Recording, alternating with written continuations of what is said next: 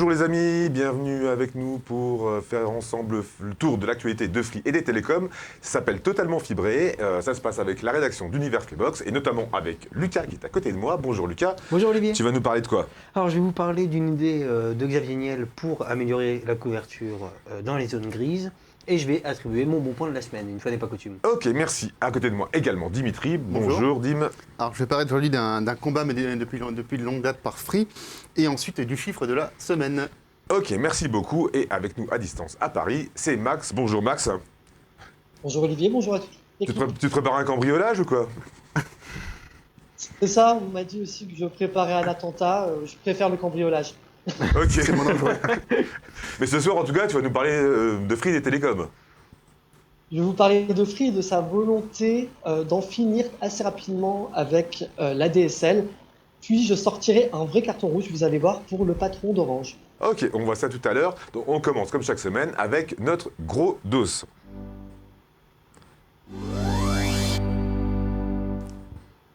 Et voilà, et donc Xavier Niel a été entendu par la Commission des affaires économiques de l'Assemblée nationale la semaine dernière. Il a fait pas mal d'annonces, pas mal de propositions. On va faire le tour ensemble des principales. C'est Max qui va commencer. Du coup, on t'écoute. Oui, donc une évolution proposée par Xavier Niel sur la fibre. Vous savez, j'imagine souvent des Français désabusés déambuler dans les rues en scandant « Je veux la fibre, je veux la fibre, je veux la fibre ». Ah, tu Alors vois ça, oui, le chantier de la fibre.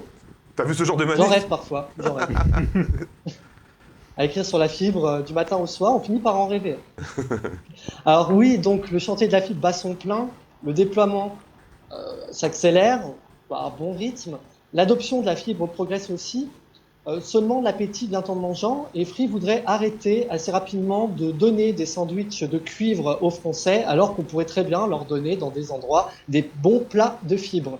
Alors concrètement, Xavier Niel prône l'arrêt rapide de la commercialisation de nouveaux accès ADSL dans les zones déjà fibrées depuis au moins un an par les 4 opérateurs, et ce dès 2021. Alors cela revient à peu près à 8 à 10 millions de prises.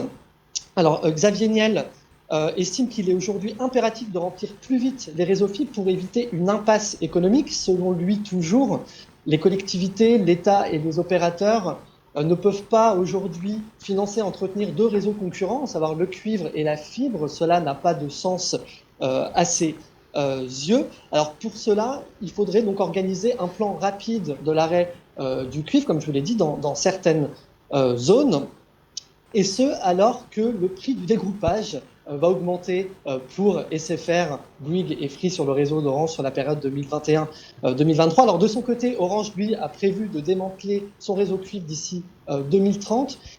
Seulement, il va peut-être un peu moins rapide que Free puisqu'il compte mener des expérimentations d'arrêt du cuivre en Île-de-France d'ici 2022 et dès l'année prochaine, arrêter aussi, mettre fin au cuivre de manière commerciale, donc au niveau de la maille du point de mutualisation. Ok, donc quand tu dis démanteler, il va pas retirer les câbles qui sont sous les trottoirs, il va juste stopper la commercialisation. C'est ça. Ok, merci Max. On enchaîne avec une autre proposition qui a été faite par Xavier Niel qui concerne la mutualisation sur les zones grises. Exactement. Alors dis-nous déjà, c'est quoi les zones grises? Tout d'abord, alors les zones grises, pour vous le dire très simplement, il s'agit de zones qui sont couvertes, mais seulement par 1 ou 2 opérateurs maximum, donc pas par l'ensemble des... On parle de mobile, hein. De mobile, évidemment. Et donc ces zones grises, elles sont dorénavant jugées trop nombreuses. Elles sont encore jugées trop nombreuses en France par Xavier Niel. Il estime, lui, qu'il faut pousser la mutualisation dans ces zones pour améliorer la perception des opérateurs, des consommateurs sur la qualité du réseau.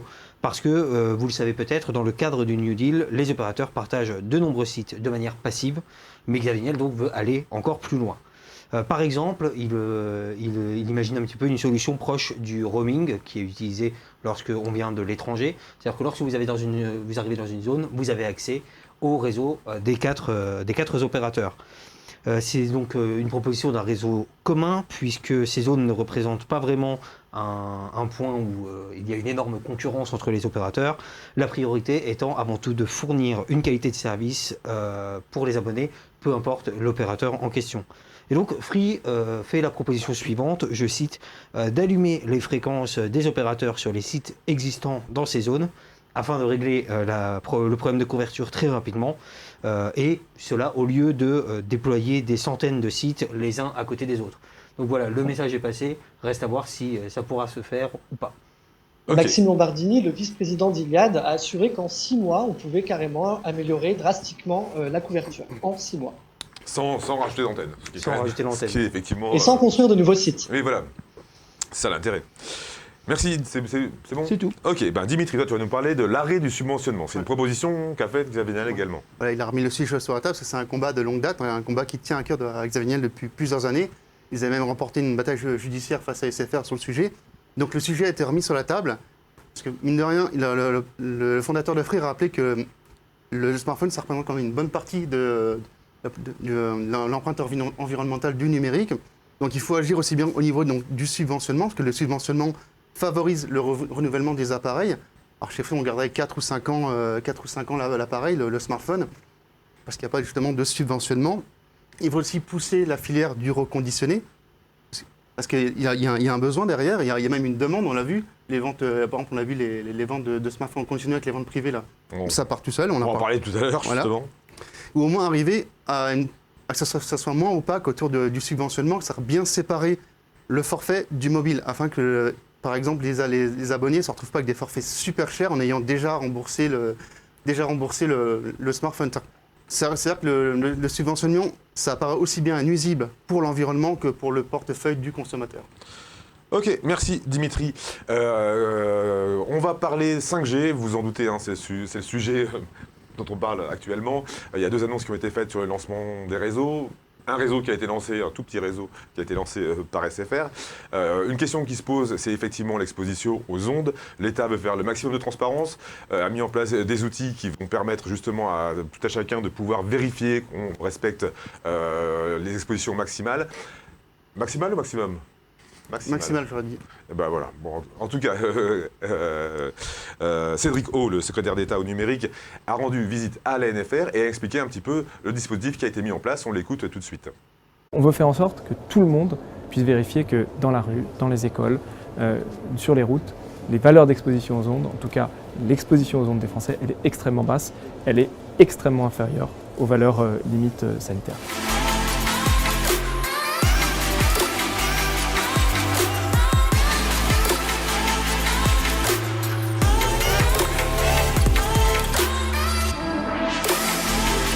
En 2019, l'ANFR a fait 3000 contrôles dans la rue.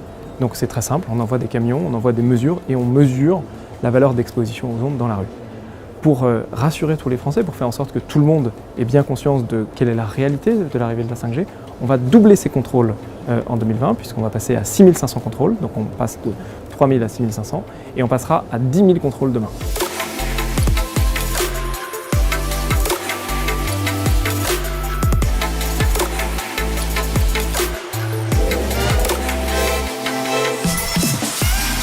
La 5G, à court terme, c'est 2 choses. D'abord, pour les individus, c'est plus de débit, moins de latence. Mais collectivement, on a besoin de la 5G parce que d'ici 1 à 2 ans, les réseaux 4G vont saturer. Et donc on a 3 choix. Soit on laisse les réseaux saturés, on sait que ce serait catastrophique en matière d'échange de données, on a vu ce que ça donnait pendant le confinement. Soit on remet des antennes 4G, mais une antenne 4G, ça consomme 20 fois plus d'énergie qu'une antenne 5G. Donc on a besoin des antennes 5G pour éviter au réseau de saturer. À plus long terme, la 5G, elle est indispensable pour l'industrie, pour l'agriculture, pour les transports, pour la logistique. Donc il y a beaucoup d'usages.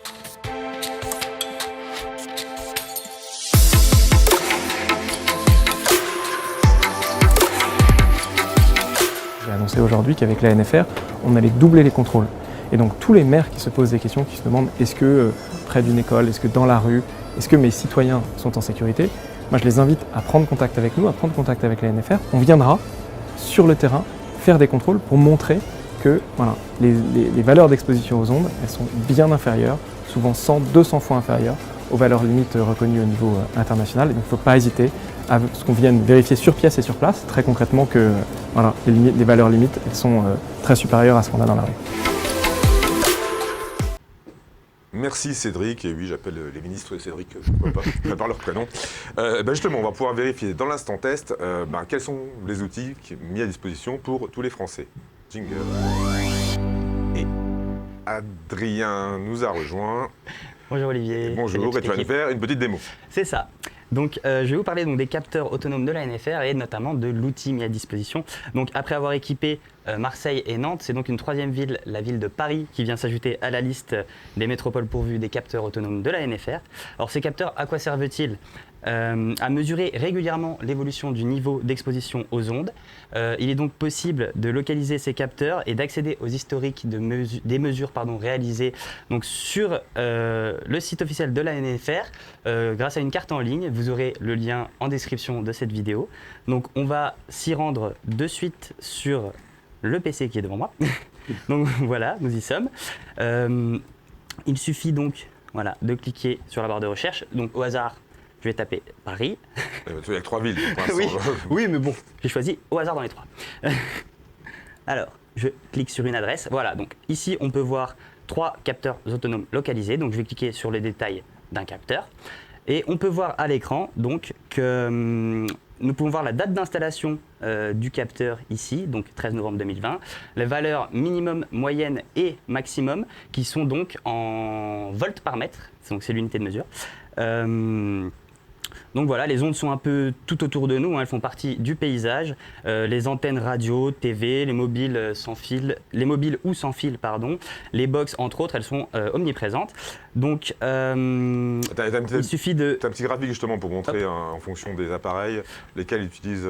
Oui, j'ai une petite image donc, qui nous montre les valeurs limites d'exposition en vigueur en France. Voilà, merci en régie. Donc à noter que les capteurs effectuent une dizaine de mesures par jour. Elles ont lieu environ toutes les 2 heures, à différents moments de la journée et de la nuit. Chacune de ces mesures dure 6 minutes. Donc voilà. Et enfin, tous les équipements utilisant les bandes de 80 MHz à 6 GHz sont concernés donc, par les mesures prises par ces capteurs autonomes de la NFR, donc comme les appareils utilisant la FN, la TNT, le Wi-Fi ou encore le réseau mobile. Et d'après ce que tu as pu voir, est-ce que ça dépasse les seuils limites autorisés ? Non, généralement non. Généralement non. Et de toute façon, en plus, comme c'est bien détaillé... Donc là, pour l'instant, c'est un début. Il y aura certainement plus de villes. C'est ça, il y aura plus de villes, bien sûr, dans les prochaines semaines. Chacun pourra savoir dans sa ville s'il est exposé. Voilà, c'est ça. Mais pour l'instant, on en est relativement au début de... Voilà. Donc c'est sur la nfr.fr. Voilà, vous aurez le lien en description. Il est assez... on met le lien qui est un peu plus compliqué, qu'on vous mettra en description. Donc, ok, merci beaucoup Adri, puis au revoir, parce qu'on va se quitter. On tout à l'heure. On passe tout de suite à notre Up and Down. Et Max va commencer avec un down. Un carton rouge, je le sors pour la première fois. Tu l'as fabriqué toi-même ? Je l'ai fabriqué moi-même, effectivement, avec les moyens du bord. Ça se voit. Donc un carton rouge. Pour Stéphane Richard, le PDG d'Orange n'est pas vraiment sur la même longueur d'onde que son opérateur actuellement.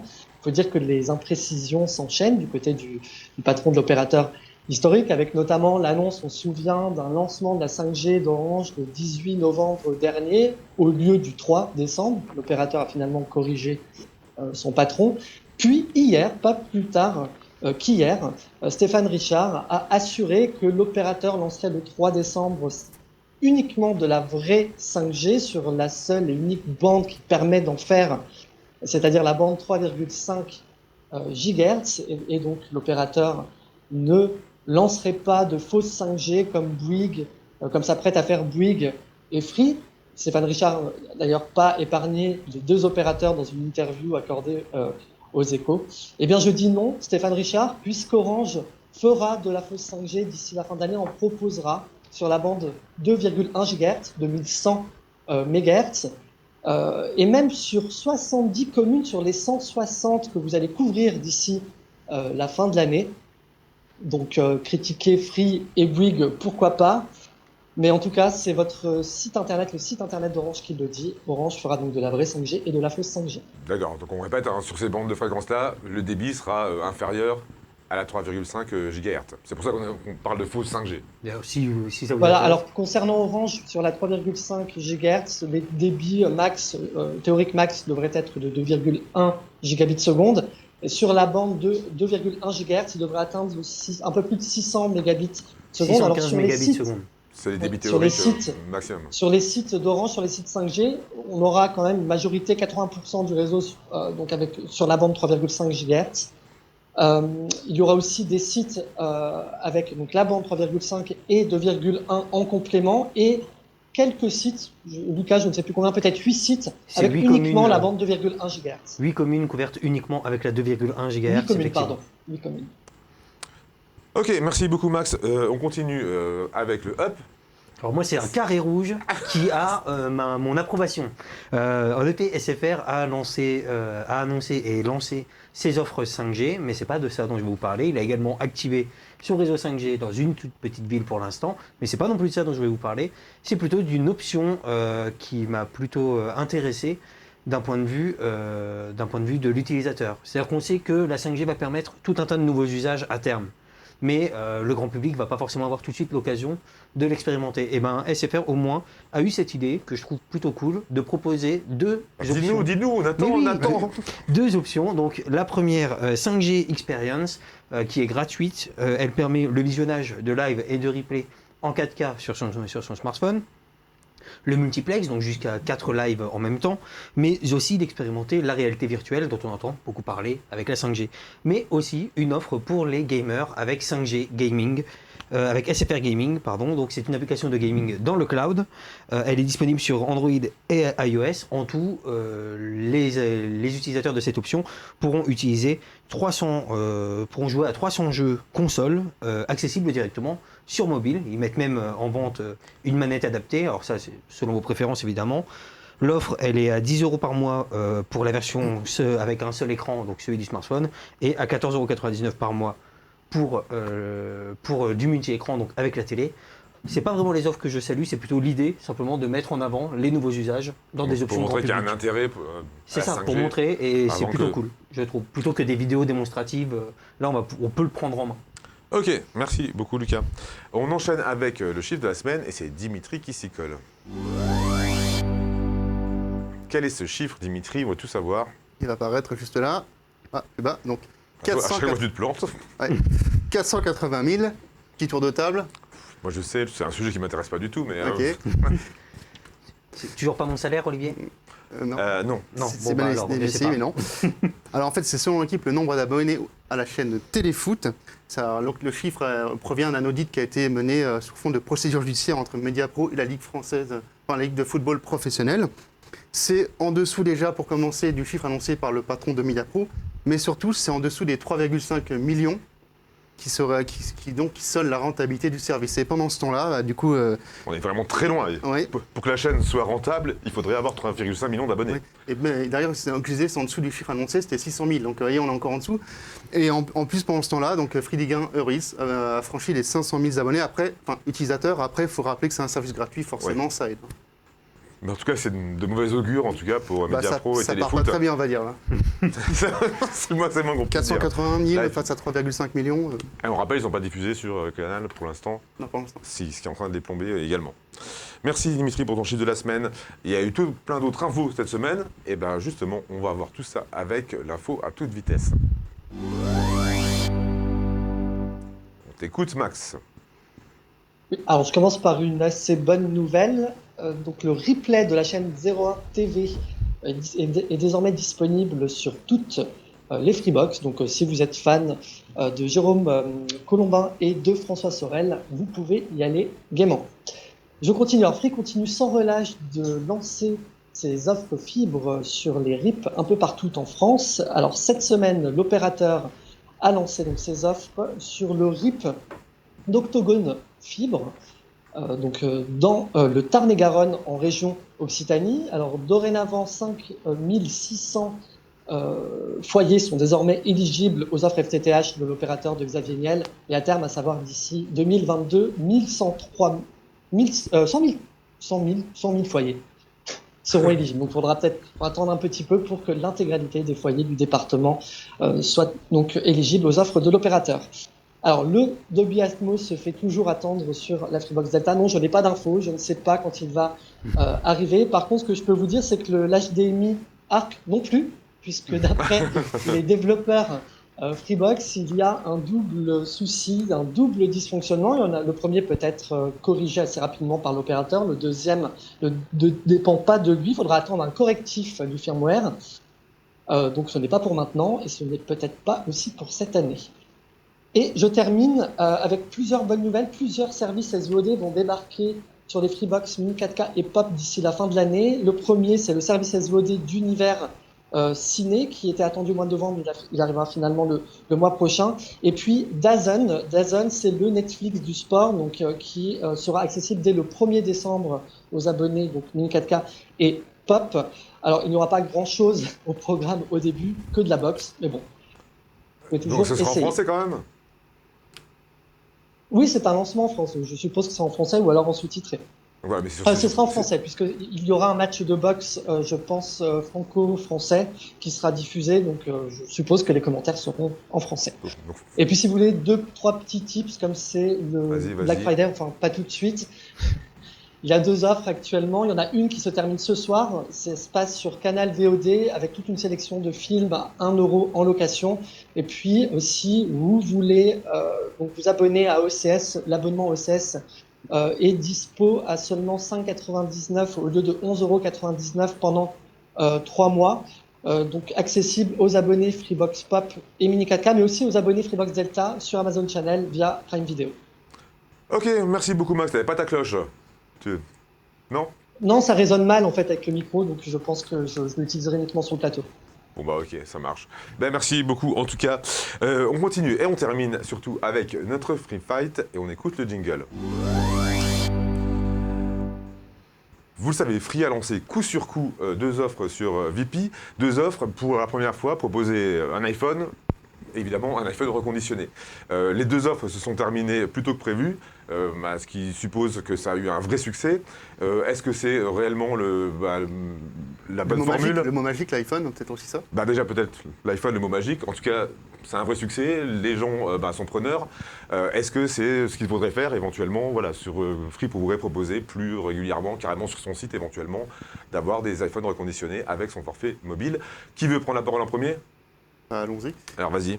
Je pense que les utilisateurs se sont posé la question, soit est-ce qu'on a un modèle donc neuf et un peu plus bas de gamme, ou est-ce qu'on a un ancien modèle haut de gamme avec un petit peu utilisé? Je pense qu'ils se sont posé la même question qu'on prend une voiture. C'est une voiture neuve, entrée de gamme, ou alors un modèle plus performant avec un petit kilométrage mais d'occasion. Je pense que le choix s'est posé. Ils se sont dit, bon, on va peut-être avoir pas forcément neuf mais en très bon état, parce que c'est un grade A, il me semble, si je me souviens bien. Oui, c'est ça. Voilà. Donc on a un modèle qui est intéressant, en très bon état. En plus, c'est un iPhone, mais enfin, pour moi, qui visiblement marche mieux que les offres VP précédentes où c'est un téléphone neuf. L'iPhone, ça parle à tout le monde. Et puis avoir un iPhone, même les plus jeunes veulent un iPhone. Parce que... Je pense effectivement que pour un smartphone reconditionné, il faudra à chaque fois opter pour un iPhone. Pas forcément. T'as un chat dans la gorge, vas-y. J'ai un chat dans la gorge. Sors-le. Le cas, pas forcément. Ça pourrait être un Galaxy S aussi. Donc je pense véritablement que l'iPhone a véritablement cette image de... Même si je prends un modèle qui a 3, 4, 5 ans, ça sera cool. Ça reste un super téléphone.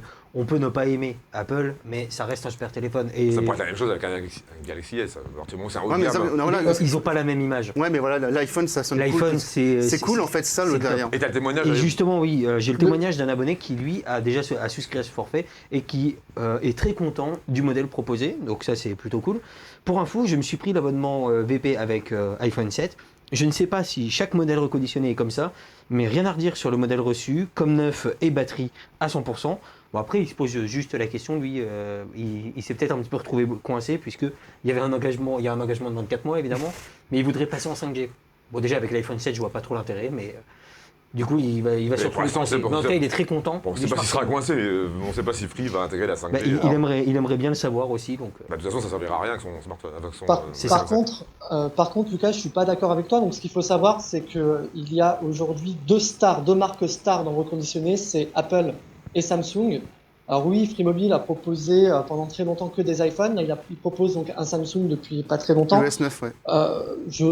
Donc là, ils ont tenté une vente privée avec un reconditionné, l'iPhone bien sûr. Ils pourraient très bien tenter avec Samsung. Je suis persuadé que ça fonctionnera aussi. Il ne faut pas oublier que ce sont des smartphones qui sont quand même très haut de gamme, sachant que les ventes privées habituel de Free Mobile, ce n'est pas du très haut de gamme. Ce sont des téléphones à 200 €. Donc c'est de l'entrée de gamme ou du très bon entrée de gamme, mais pas du haut de gamme. Donc là, forcément, ce qui séduit, ce sont la force des deux marques, donc Samsung, Apple. Après, c'est pas forcé aussi que les personnes donc souscrivent à ce forfait-là pour garder ce téléphone-là. Ce sont des téléphones qui, en reconditionné grade A, se revendent aussi très bien sur le bon coin comme ailleurs. Certains peuvent en faire un business. C'est vrai qu'il y a aussi cette Il option. y a le côté écologique, il faut aussi rappeler qu'il y a un côté économique aussi, c'est-à-dire que les emplois sont en France pour le reconditionner, notamment PRS qui propose cet iPhone-là. Les emplois sont en France, c'est-à-dire que ce sont des entreprises françaises qui reconditionnent les mobiles. Ça crée plus d'emplois en France plutôt que de les faire fabriquer en Chine. Donc ça a aussi un intérêt économique. Et évidemment, un intérêt écologique, ce dont Xavier Niel avait parlé il y a quelques semaines. C'est vrai qu'opter pour le reconditionnement, exactement. Donc, comme Free veut faire interdire le subventionnement du mobile, le fait qu'il propose, on avait déjà eu le débat sur Totalement Fibré, le fait qu'il propose là, cette fois-ci, un smartphone reconditionné en vente privée, je pense qu'il a raison il a tout compris sur toute la ligne, puisque ça permet donc de pouvoir fidéliser pour lui dans sa stratégie les nouveaux abonnés, puisque l'engagement est de 2 ans, et aussi de rallonger aussi la durée de vie des smartphones, et ça rentre totalement dans l'optique aussi écologique sur laquelle se penchent les opérateurs aujourd'hui. En termes d'image aussi, participer à l'écologie, c'est bon aussi pour l'opérateur. Et il faut savoir que tous les téléphones aussi qui sont en location chez Free, à la fin de la location, si on le rend au bout de 2 ans, ils vont être reconditionnés. Donc ça peut être aussi un cercle vertueux où tous les téléphones en location pourraient repartir justement chez des nouveaux abonnés. C'est vrai que les opérateurs multiplient, tous les opérateurs pour le coup multiplient des initiatives écologiques et Free n'est pas en reste. Alors, on le rappelle, la première vente privée avec le premier iPhone, donc c'est terminé au bout de 48 heures, 2 jours ou 3 jours avant la date initiale prévue. Et puis la seconde a duré à peu près 36 heures. Après, on ne sait pas combien de stocks ont été donc alloués pour cette vente privée-là. Peut-être qu'ils étaient assez minimes. En tout cas, c'est parti comme des petits pains. Oui, c'est parti plus rapidement que ce qu'avait prévu Free au départ, ce qui n'est pas le cas habituellement ou rarement le cas. C'est très rarement le cas. En tout cas, pas 3 jours avant, pas 3 jours avant.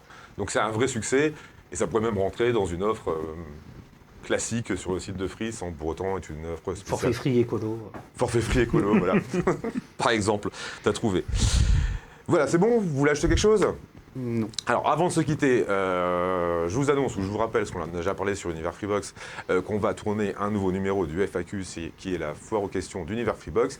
Donc, posez-nous vos questions en dessous de cette vidéo ou sur Univers Freebox directement. N'hésitez pas à être trash, à nous poser des questions intimes, des choses comme ça. On répondra, pas à toutes, mais en tout cas, on va sélectionner une partie. Et donc, on vous proposera ça la semaine, on tourne jeudi et on vous proposera dimanche la diffusion. Quant à Totalement Fibré, on se retrouve la semaine prochaine, le vendredi, comme toujours, ça ne change pas, et sur universfreebox.com tous les jours. Voilà, ciao!